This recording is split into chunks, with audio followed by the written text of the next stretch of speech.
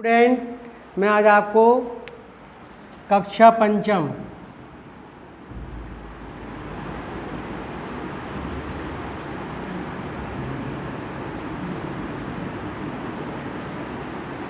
विषय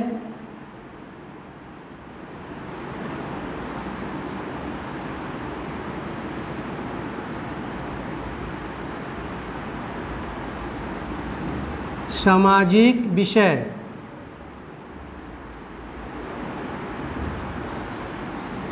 भारत भूमि का भूगोल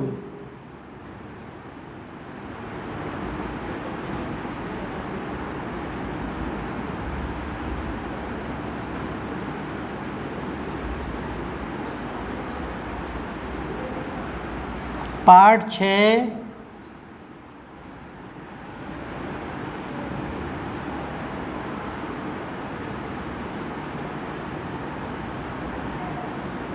प्राकृतिक रचना।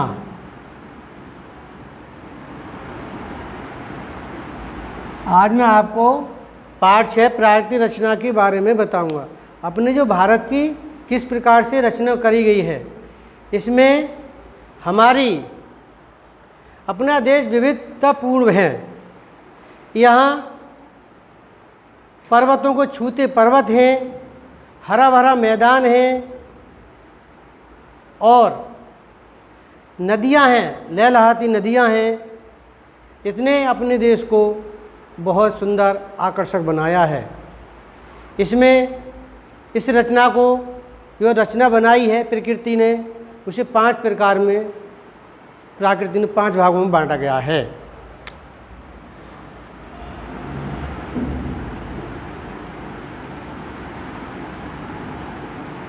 प्राकृतिक की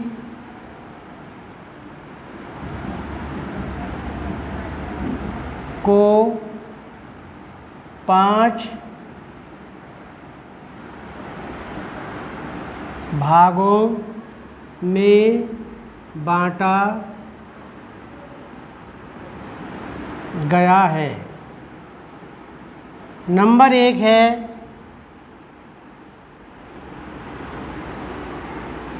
उत्तर का पर्वतीय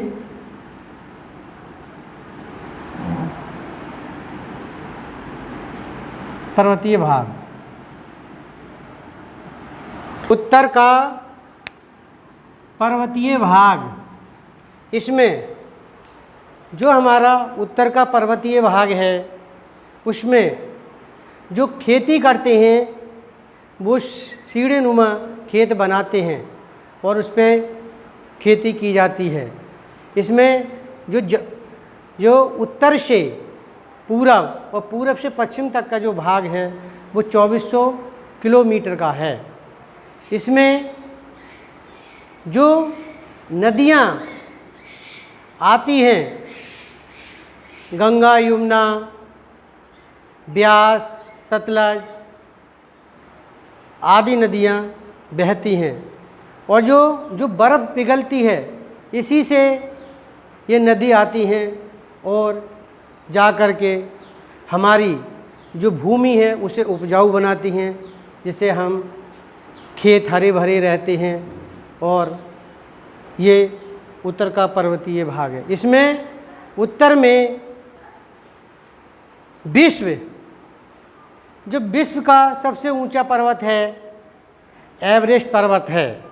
इसकी जो लंबाई है एवरेस्ट पर्वत की,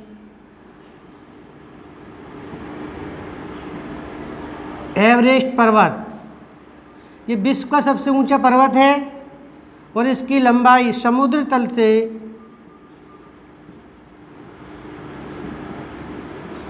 से 8,848 मीटर है। ये नेपाल की सीमा, नेपाल देश की सीमा में लगता है। अब इसमें गारो खासी, जयंतियाँ, हिंदू कुश, काराकोलम जयंतियाँ हैं। इसमें जो हमारे देश की रक्षा करते हैं पर्वत। और नंबर 2 इसमें आता है गंगा यमुना का मैदान। गंगा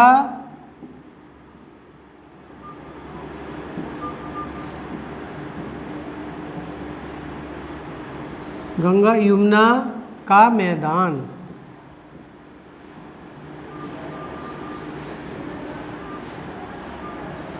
गंगा यमुना का मैदान। हमारे देश में नदियाँ, गंगा यमुना का जो मैदान है, जो नदी आती हैं और ये जो उनका मिट्टी जो लाती हैं, जो मिट्टी जो नदी में आती है वह उपजाऊ बनाती है। और ये मिट्टी, ये गोमती, चंबल आदि नदियाँ इसमें बहती हैं। इसमें गंगा के किनारे, जिसे सरयू नदी बोलते हैं, राम का जन्म हुआ अयोध्या में, तो ये गंगा के पास है, जिसे सरयू नदी बोलते हैं। और यमुना नदी में जहाँ मथुरा बसा हुआ है, वहाँ पे कृष्ण जी का जन्म हुआ था, ये मथुरा में। और हरिद्वार है, प्रयाग है, ये आदि हमारे तीर्थ स्थल हैं। इसमें अशोक का जन्म हुआ, चंद्रगुप्त का जन्म हुआ, गौतम बुद्ध का जन्म हुआ, आदि महापुरुषों का जन्म हुआ है। अब ये हमारे मैदान को उपजाऊ बनाती हैं। नंबर 3 है दक्षिण का पठारी भाग।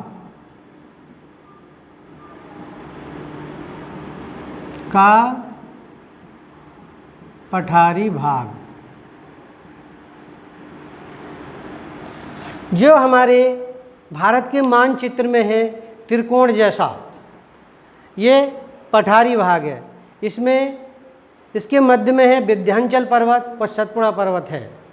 ये इस पर्वतों, ये ज़्यादा बड़े पर्वत नहीं हैं, छोटे पर्वत हैं मध्य में।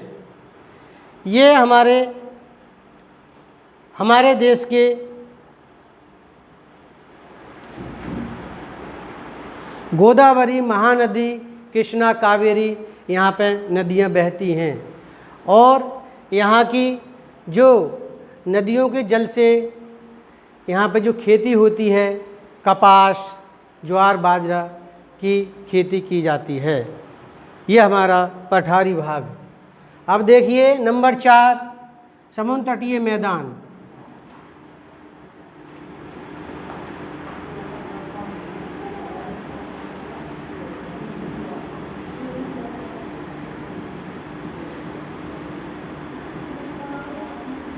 समुद्र तटीय मैदान,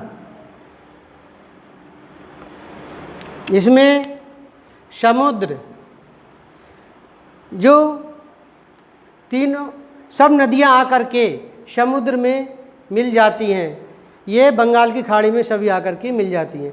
3 हमारे महासागर हैं, इसमें हिंद महासागर, अरब सागर, और आकर के ये तीनों महासागर मिल जाते हैं। जो समुद्र है इसकी 6100 मीटर की लंबाई है। और इसमें ये हमारा गंगा सागर और सिंधु महासागर और ये हिंद महासागर, ये हमारे बहुत अच्छा दृश्य बनाते हैं। जहाँ पे बंगाल की खाड़ी जो गंगा सागर है, और इसमें जो गंगा सागर है ये हमारा यहाँ पे जो चावल की खेती है, यहाँ पे 3 बार उसकी धान की फसल काटी जाती है। अब है हमारा 5वां थार का मरुस्थल।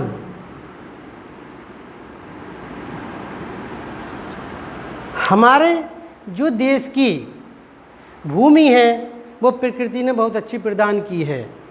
कहीं पे ये बड़ा भाग है रेत ही, जहाँ रेत ही रेत है, इसे रेगिस्तान में वहाँ पे खजूर की ज़्यादा होते हैं और रेत ही रेत की जब आंधियाँ चलती हैं तो जो रेत के टीले हैं वो छोटे बड़े हो जाते हैं, यानी बिगड़ जाते हैं और कहीं दूसरी जाकर के बन जाते हैं। इतना रेत है। यहाँ आने जाने के लिए या सामान ले जाने के लिए ऊँट की व्यवस्था की गई है, क्योंकि ऊँट रेगिस्तान में ठीक प्रकार से चलता है और सामान को पहुंचा देता है और वह अपने पेट में पानी संग्रह कर लेता है, तो इसलिए वहाँ पे ऊँट को रेगिस्तान का जहाज़ कहा जाता है। ये हमारे देश को विचित्र बनाया है प्रकृति ने। धन्यवाद।